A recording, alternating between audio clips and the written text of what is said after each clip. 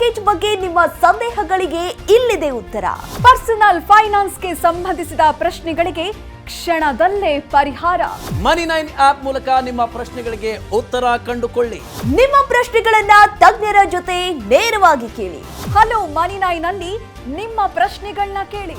ಈಗಲೇ ಡೌನ್ಲೋಡ್ ಮಾಡಿ ಮನಿ9 ಆಪ್.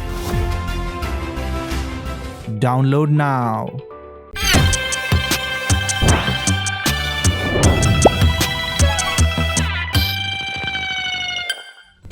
ಹಿರಣ್ಯ SIP calculator ಅನ್ನ ಚೆಕ್ ಮಾಡ್ತಿದ್ದಾರೆ. ಹಿರಣ್ಯ ಅವರ ಸ್ನೇಹಿತ ನದೀಮ್ ಏನ್ ಮಾಡ್ತಾ ಇದೀಯಾ ಅಂತ ಕೇಳ್ತಾರೆ. ಇದಕ್ಕೆ ಹಿರಣ್ಯ ಹೇಳ್ತಾರೆ, ಒಂದು ಇನ್ಕ್ರಿಮೆಂಟ್ ಬಾಕಿ ಇದೆ, ಫಿನಾನ್ಷಿಯಲ್ ಸ್ಟ್ರಾಟಜಿಯನ್ನ ರಿವ್ಯೂ ಮಾಡ್ತಾ ಇದ್ದೀನಿ ಅಂತ ಹೇಳಿದ್ರು. ಫಿನಾನ್ಷಿಯಲ್ ಪ್ಲಾನ್ ರಿವ್ಯೂ ಮಾಡೋದು ಯಾಕೆ ಮುಖ್ಯ ಅಂತ ನದೀಮ್ಗೆ ಕುತೂಹಲ. ಸುಮ್ಮನೆ ಹೂಡಿಕೆ ಮಾಡಿ ನಂತರ ಅದನ್ನ ಮರ್ತು ಬಿಡೋದು ಒಳ್ಳೇದಲ್ವಾ ಅಂತಾರೆ. ಇದು ತಪ್ಪು. ಫಿನಾನ್ಷಿಯಲ್ ಪ್ಲಾನ್ ಟ್ರ್ಯಾಕ್ ಮಾಡುವುದು ಮತ್ತು ರಿವ್ಯೂ ಮಾಡುವುದು ಕೂಡ ಅಷ್ಟೇ ಮುಖ್ಯ ಅಂತ ಹಿರಣ್ಯ ಹೇಳ್ತಾರೆ. ಫೈನಾನ್ಷಿಯಲ್ ಪ್ಲಾನ್ ರಿವ್ಯೂ ಮಾಡೋದು ಯಾಕೆ ಮುಖ್ಯ, ಇದನ್ನು ಎಷ್ಟು ಬಾರಿ ಮಾಡಬೇಕಾಗುತ್ತೆ ಎಂಬ ಬಗ್ಗೆ ನದೀಮ್ಗೆ ಕುತೂಹಲ ಹೆಚ್ಚಾಗುತ್ತೆ. ನೋಡಿ, ಪ್ರತಿಯೊಬ್ಬರು ಕೂಡ ನದೀಮ್ ಅವರ ಹಾಗೆಯೇ ಹೂಡಿಕೆಯನ್ನು ಮಾಡಬೇಕು ಅಂದುಕೊಳ್ತಾರೆ. ಆದರೆ ನಿಮ್ಮ ಇನ್ವೆಸ್ಟ್ಮೆಂಟ್ಸ್ಗೆ ಪ್ಲ್ಯಾನ್ ಇರಬೇಕು. ನಿಮ್ಮ ಇನ್ವೆಸ್ಟ್ಮೆಂಟ್ಸ್ ಸರಿಯಾದ ಡೈರೆಕ್ಷನಲ್ಲಿ ಇದೆಯೇ ಅಂತ ನೀವು ಖಚಿತಪಡಿಸಿಕೊಳ್ಳುವುದಕ್ಕೆ ನಿಮಗೆ ಫಿನಾನ್ಷಿಯಲ್ ಪ್ಲ್ಯಾನ್ ಬೇಕೇ ಬೇಕು.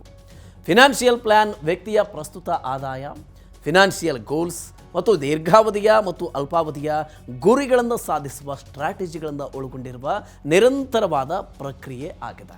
ಉದಾಹರಣೆಗೆ, ಕಾರು ಅಥವಾ ಮನೆಯನ್ನು ಖರೀದಿಸುವುದು, ನಿಮ್ಮ ಮಗುವಿನ ಶಿಕ್ಷಣ ಅಥವಾ ಮದುವೆಗೆ ಮತ್ತು ನಿವೃತ್ತಿಗೆ ಹಣವನ್ನು ಕೂಡಿಡುವುದು, ಹೀಗೆ ಅನೇಕ ರೀತಿಯಲ್ಲಿ ನಿಮ್ಮ ಫಿನಾನ್ಷಿಯಲ್ ಪ್ಲ್ಯಾನ್ ಮಾಡುವುದು ಮತ್ತು ನಿರಂತರವಾಗಿ ಆ ಪ್ಲ್ಯಾನನ್ನು ರಿವ್ಯೂ ಮಾಡುವುದು, ಇದೆಲ್ಲ ಯಾಕೆ ತುಂಬಾ ಅಗತ್ಯವಾಗುತ್ತೆ? ಈ ಎಲ್ಲದರ ಬಗ್ಗೆ ನಾವೀಗ ನೋಡ್ತಾ ಹೋಗೋಣ. ಫಿನಾನ್ಷಿಯಲ್ ಪ್ಲಾನ್ ನಿಮ್ಮ ಜೀವನದಲ್ಲಿ ಗೈಡ್ ಆಗಿ ಕಾರ್ಯನಿರ್ವಹಿಸುತ್ತೆ. ಫಿನಾನ್ಷಿಯಲ್ ಗೋಲ್ಸ್ ಸಾಧಿಸುವುದಕ್ಕೆ ಅನುಗುಣವಾಗಿ ನಿಮ್ಮ ಆದಾಯ, ವೆಚ್ಚಗಳು, ಉಳಿತಾಯಗಳು ಮತ್ತು ಹೂಡಿಕೆಗಳನ್ನು ನಿರ್ವಹಿಸುವುದಕ್ಕೆ ಇದು ನಿಮಗೆ ಸಹಾಯ ಮಾಡುತ್ತೆ. ಇದು ಆರ್ಥಿಕ ಅನಿಶ್ಚಿತತೆಗಳಿಗೆ ನಿಮ್ಮನ್ನು ಸಿದ್ಧ ಮಾಡುತ್ತೆ. ಅದಕ್ಕಾಗಿಯೇ ವಿಮೆ ಮತ್ತು ಎಮರ್ಜೆನ್ಸಿ ಫಂಡ್ಗಳು ನಿಮ್ಮ ಫಿನಾನ್ಷಿಯಲ್ ಪ್ಲಾನ್ನ ನಿರ್ಣಾಯಕ ಭಾಗ ಆಗಿರಬೇಕು.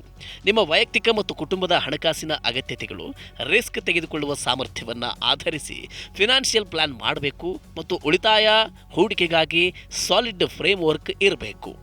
ವರ್ಷಕ್ಕೊಮ್ಮೆಯಾದರೂ ನಿಮ್ಮ ಫಿನಾನ್ಷಿಯಲ್ ಪ್ಲಾನನ್ನು ನೀವು ಪರಿಶೀಲನೆ ಮಾಡಿ ಅಂತ ಬಹುತೇಕ ಫಿನಾನ್ಷಿಯಲ್ ಪ್ಲಾನರ್ಗಳು ಸಲಹೆ ಕೊಡ್ತಾರೆ.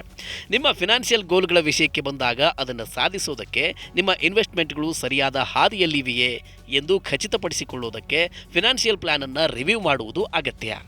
ಕಾಲಕ್ಕೆ ರಿವ್ಯೂ ಮಾಡಿದರೆ ನಿಮ್ಮ ಫಿನಾನ್ಷಿಯಲ್ ಪ್ಲಾನನ್ನು ಸರಿಪಡಿಸಬೇಕೆ ಅಥವಾ ಸುಧಾರಿಸಬೇಕೆ ಎಂಬುದನ್ನು ಗುರುತಿಸುವುದಕ್ಕೆ ನಿಮಗೆ ಸಹಾಯ ಮಾಡುತ್ತೆ ಮತ್ತು ಹೂಡಿಕೆ ಸಂಬಂಧಿತ ತಪ್ಪುಗಳನ್ನು ಸರಿಪಡಿಸುತ್ತೆ. ತಮ್ಮ ಫಿನಾನ್ಷಿಯಲ್ ಪ್ಲಾನ್ಗಳನ್ನು ಕಾಲಕ್ಕೆ ರಿವ್ಯೂ ಮಾಡದಿದ್ದರೆ ತಮಗೆ ತಾವೇ ಅನ್ಯಾಯ ಮಾಡಿಕೊಂಡ ಹಾಗೆ ಆಗುತ್ತೆ.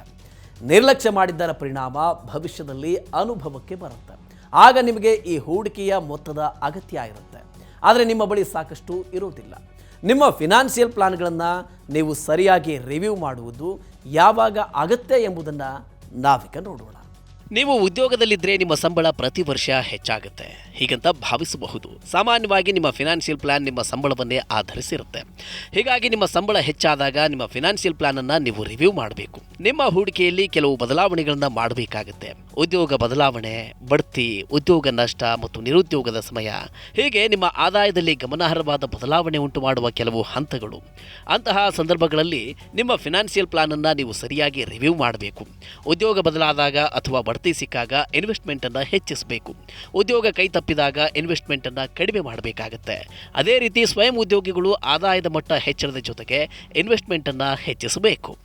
आय की वृद्धि का निवेश होना या खर्च करना इस बात पर निर्भर करता है कि आपकी फाइनेंशियल सिचुएशन कैसी है, आपकी आर्थिक स्थिति कैसी है. जब तक आर्थिक स्थिति आपकी स्थिर ना हो जाए, स्टेबल ना हो जाए, तब तक जितनी भी तनख्वाह या आय बढ़े उस सभी पैसे को, अतिरिक्त पैसे को निवेश करना चाहिए. कई बार युवाओं को लगता है कि जब आय बढ़ती है और अगर हम उस आय के बढ़ने का वर्तमान में मज़ा नहीं ले पाएं तो फिर उस आय बढ़ने का फ़ायदा क्या हुआ. ऐसे में उनके लिए सलाह ये है कि आप 75% तक निवेश कर लें और 25% को अपने खर्चे के लिए प्रयोग कर लें.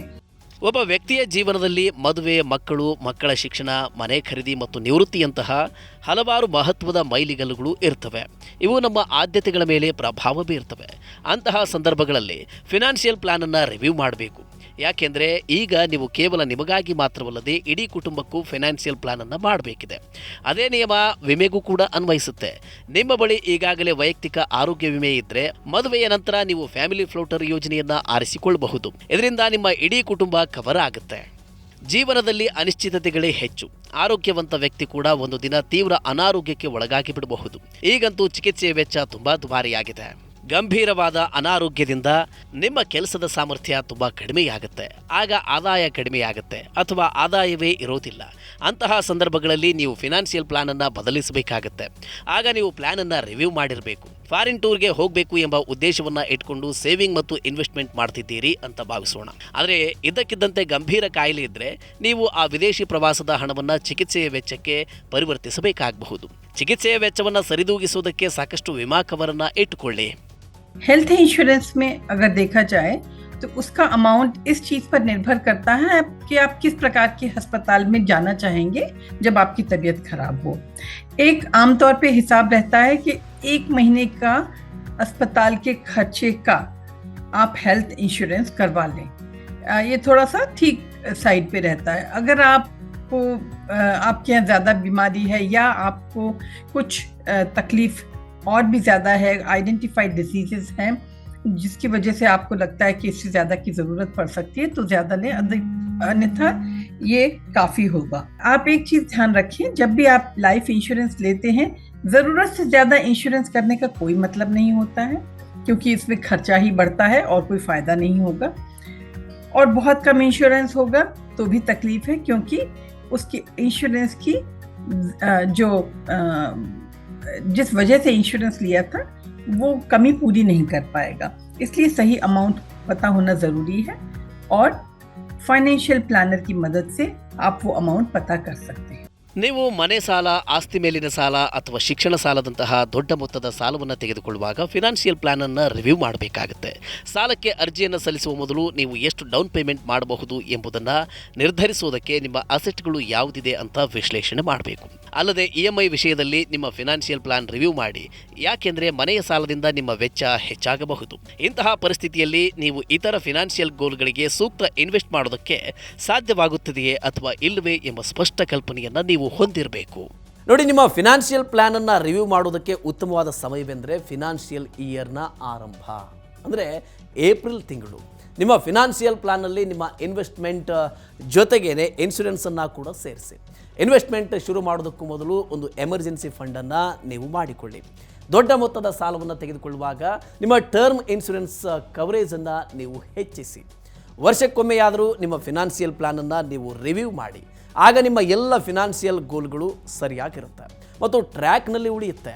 ಅಲ್ಲದೆ ನಿಮ್ಮ ಸ್ವತ್ತುಗಳು ಸುಸ್ಥಿತಿಯಲ್ಲಿ ಇರ್ತವೆ ಅಂತ ನೀವು ಖಾತ್ರಿಪಡಿಸಿಕೊಳ್ಳಬಹುದು.